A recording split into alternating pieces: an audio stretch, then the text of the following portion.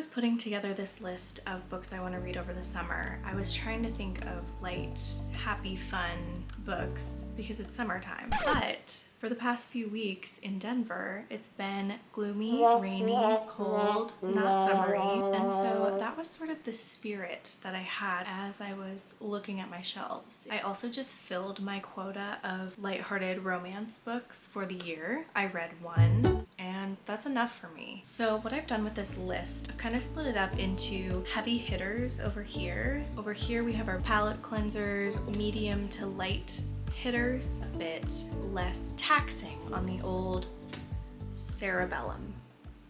Is that the right part of the brain that like reads? Or is it the whole brain that takes part in reading?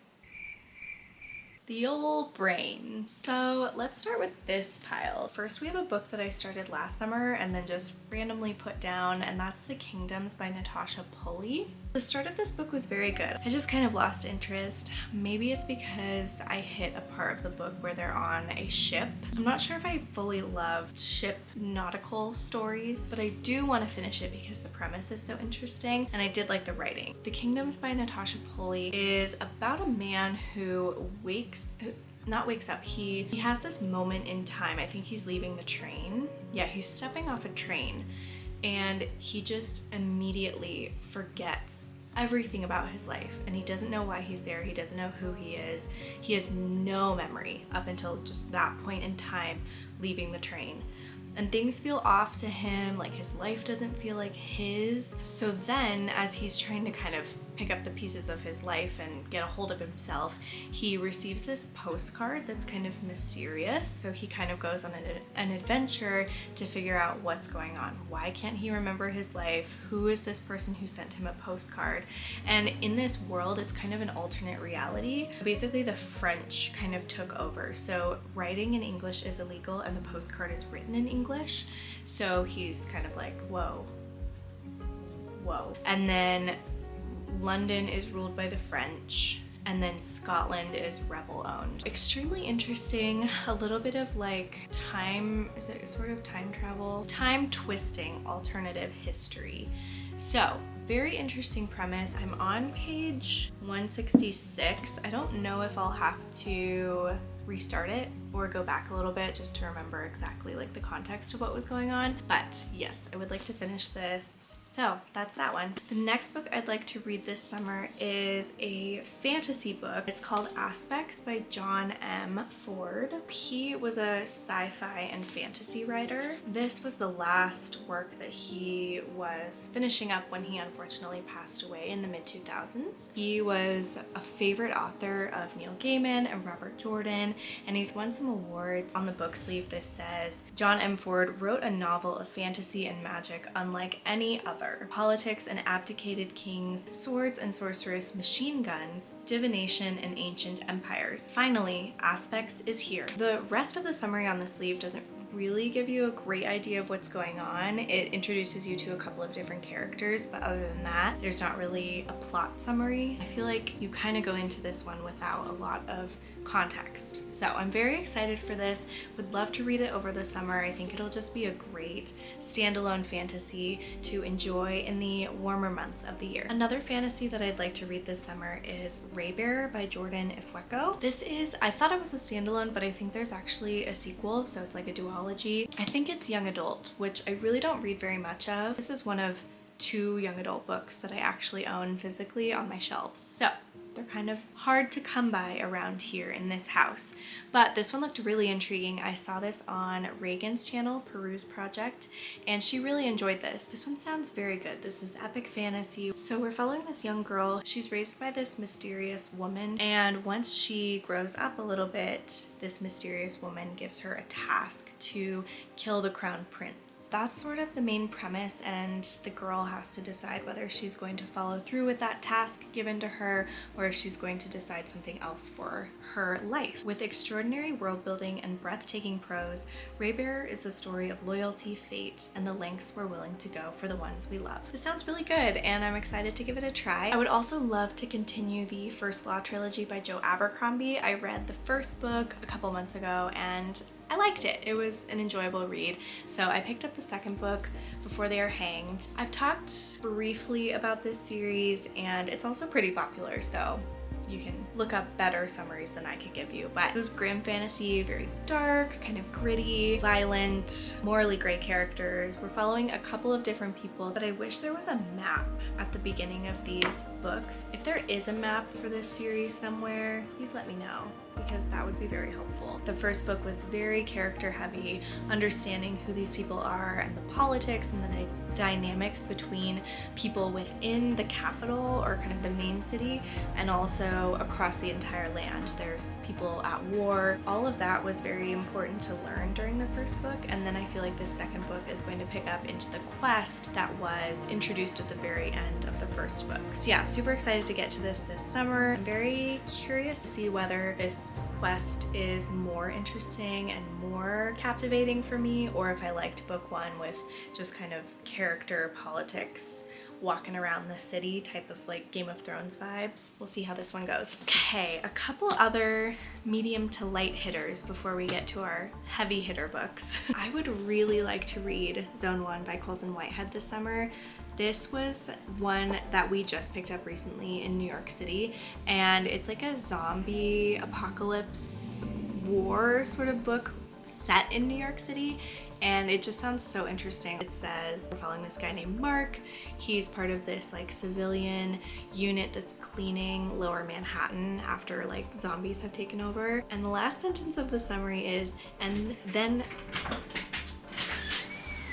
making one of your little videos.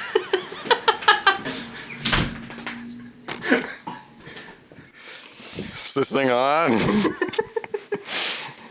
I'm gonna keep this in it. I'm gonna read your book Everyone this gets summer. one. Yeah. You're all the you're gonna read that one. Yeah. What is that? What's the theme of this video? Summer reading. Hey. So the synopsis ends with, and then things start to go terribly wrong. That sold me, basically. I have read Colson Whitehead before, but it was The Nickel Boys. I'm very interested to read this, seeing how it's an author that I really liked, but it's a totally different vibe and story. So excited to get to this. I also never managed to do my Emily St. John Mandel marathon during the spring, so I'd love to do that over the summer, which means rereading one of my favorite books of all time, Station 11, and then jumping into her other two books that I have not read before, The Glass Hotel and The Sea of Tranquility. I was so eager to get a copy of this that I got it in hardcover, but now they don't match, so I might end up getting it in paperback so that they all match. But I love Emily St. John Mandel's writing. Like I said, Station 11 is one of my all-time favorite books, and I can't wait to reread it. And then I'm super excited to get into the other two. I have heard that there's a lot of overlap or Easter eggs throughout these books that kind of connect them, even though they're not exactly like a series that you need to read in order. I love that vibe because, why do I keep saying vibe? I love the idea of like little Easter eggs and overlapping details. If you have not read Emily St. John Mandel before, I would highly recommend her if you like speculative fiction with beautiful writing. Her prose is lovely. I wouldn't say it's as flowery as Erin Morgenstern. I've read The Night Circus, and I feel like her prose is a bit higher on the purple prose scale than Emily St. John Mandel. I would say like Erin Morgenstern is here, Emily St. John Mandel's like here. The only one I've read, like I said, is Station 11, and this one takes place during a pandemic and also flashes back to pre-pandemic. I don't know if her books would necessarily be defined as speculative fiction. I still don't know exactly what that means. TBH. Maybe they're just literary fiction, whatever you want to call them. This one was so fantastic, and I can't wait to read these other two. Also, like, these are the most gorgeous covers of all time. That one's fine, but this one and this one, these are so beautiful. So I also love this font. I don't know why. it's just like really speaking to me. Anyways, that's Emily, my girl Emily. I feel like this could be like 5-star predictions all around. Maybe not The Glass Hotel because I heard that one kind of dips a little bit, but I feel like I will still think Station 11 is a 5-star, and I think I'll rate Sea of Tranquility a 5-star. So we'll see. That's my prediction. The last kind of lighter book is one that I've added to TBRs I think multiple times already this year, and I just have not gotten to it, but that's Tomorrow and Tomorrow and Tomorrow by Gabrielle Zevin. Of course, I feel like this book is everywhere. It's just very much making its rounds around the world.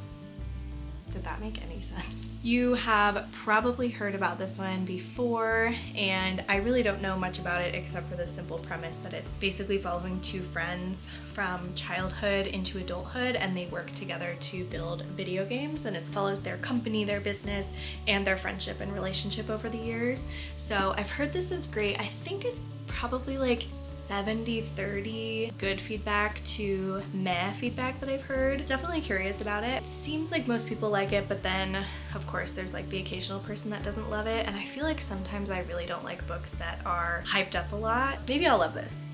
I don't know. We'll see. So that's the stack, kind of like fantasy and lighter or shorter reads. Okay, so over here are my heavy hitters for the summer, and also this little stack. So I'll explain these really quickly. I talked about these in my most recent book haul as well, but I also just got 2 more. So this is my little stack of New York Review books. I know it's NYRB, New York Review of Books, but I always want to say like New York Book Reviews, NYBR, but it's not. It's NYRB. So just don't make the same mistake I do. So I signed up for a monthly book subscription through them versus Book of the Month this year. So I'm getting one of these little classics sent to me every month.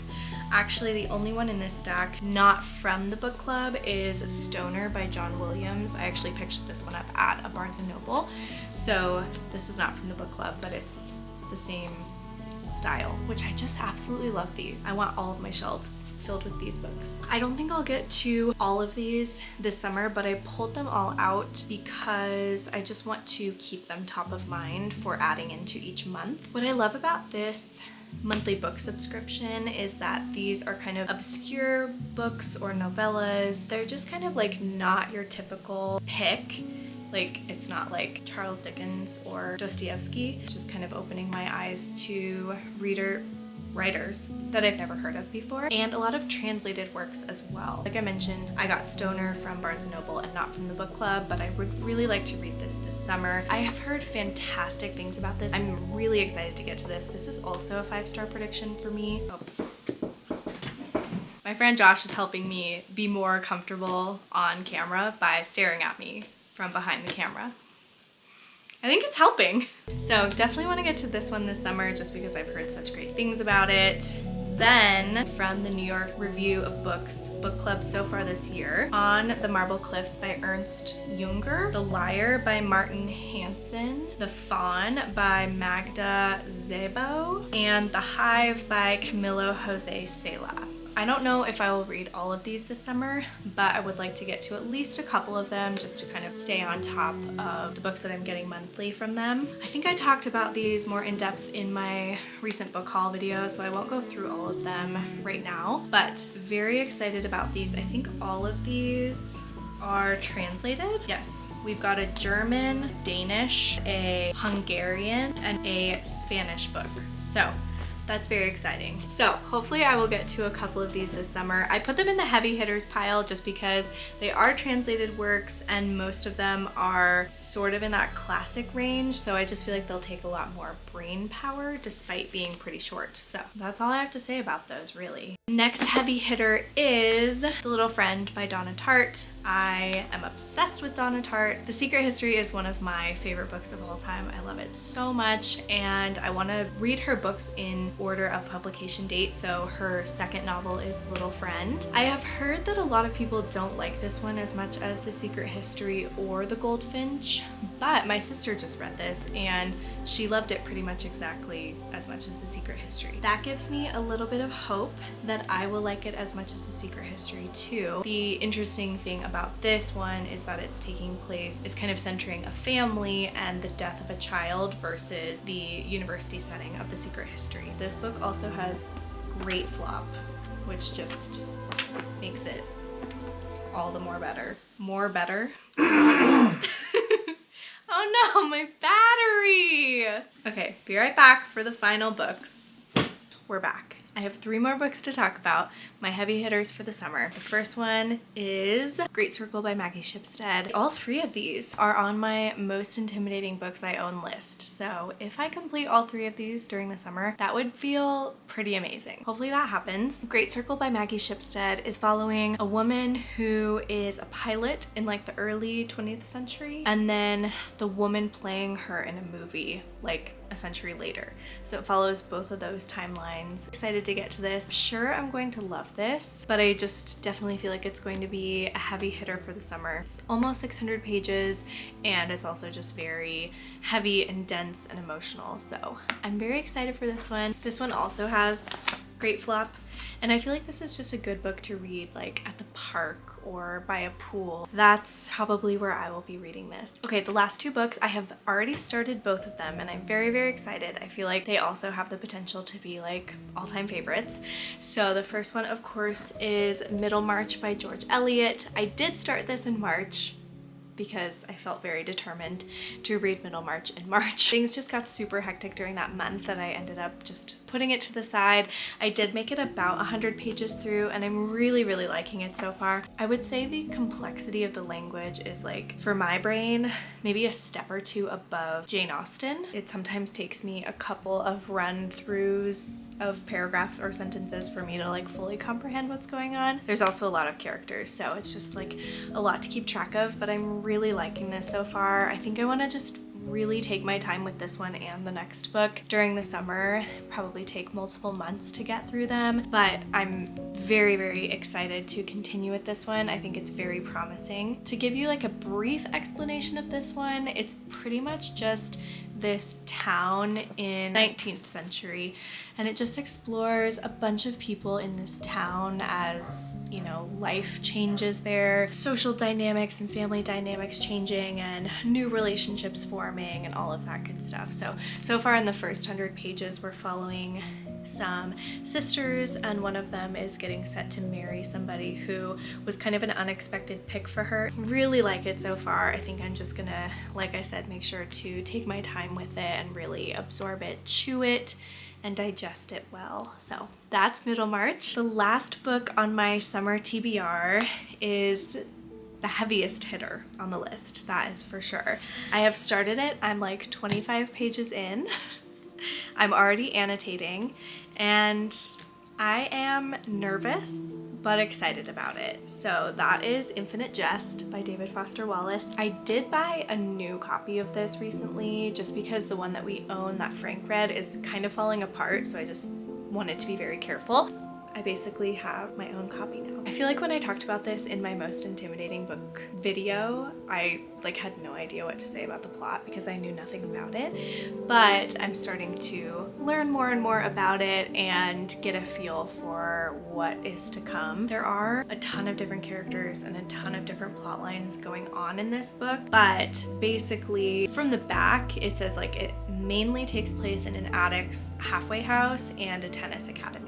I'm 27 pages through. I already have some tabs going. I'm nervous because I've heard that as time goes on, the language gets more complicated and it's hard to understand what's going on, but for the first couple of chapters so far, I understand understand it and it's making sense. And yeah, I'm just really excited to keep going with it. This is like my #1 most intimidating book that I own. If I can tackle it this summer, that would feel absolutely incredible. I think I'm really gonna like it. It'll just take time and quite a bit of patience and endurance. Planning to maybe read like 10 to 15 pages per day for multiple months, since it's like over 1,000 pages. That's kind of my plan for now. We'll see how it goes. I'm definitely going to try to read other books while I'm reading stuff like this. Just really pace myself and not try to rush through those while also enjoying other books as well. So this is gonna be my buddy for the next few months. I think I'm also gonna do a dedicated vlog for this book. That will be coming months and months from now. Okay, those are all the books that I want to read over the summer. We'll see what happens, you know? I like to make plans and then I like to ruin those plans. I know for sure these 2 are gonna get read. That's what I know for sure. Other than that, we'll see how this plan goes. So thank you so much for watching. I'd love to know if you have any summer reading plans or what you're reading right now, or if you've read any of these and you want to let me know how you liked them. I would love to know. I will have more videos coming out very soon. Thank you so much for sticking with me and my sporadic uploading schedule. I'll try to get better at that. Thank you for being here. I really appreciate the support. I'll see you later.